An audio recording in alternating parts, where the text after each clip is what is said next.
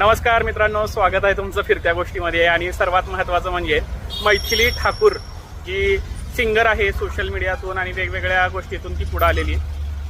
तिच्यावर एक व्हिडिओ केला होता मी सकाळीच, आणि बातम्यांमध्ये माझं लक्ष नव्हतं किंवा मी बातम्या वाचल्या नव्हत्या, त्यामुळे ही गोष्ट माझ्याकडून राहून गेली. आता तिने भाजप प्रवेश केला होता इथपर्यंतच्या बातम्या मी ऐकल्या होत्या, पण आता भाजपची दुसरी यादी जाहीर झालेली आहे. 12 जणांची नावं त्यांनी जाहीर केलेली आहेत. त्यामध्ये मैथिली ठाकूरला दरभंगा जिल्ह्यातील अलीनगर या भागातून उमेदवारी मिळालेली आहे. आता ती अधिकृतरित्या भाजपची उमेदवार आहे अलीनगर या भागातून.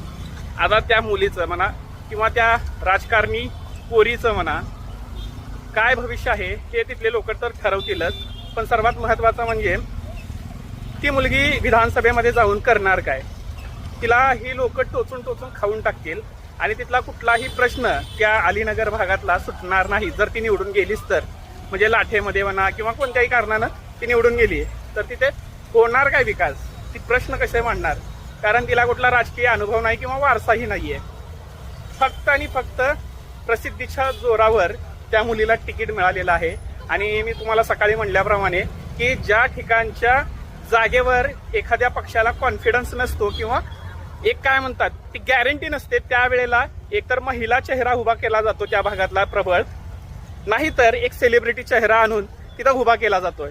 आता ह्या मुलीचे भारतभर फॅन्स आहेत. हा, तीच मुलगी आहे ही जिनं मनी नाही भाव देवा मला पाव हे मराठी गाणं म्हणलं होतं. आता बघूयात काय होतंय, तिथली जनता काय ठरवते ते.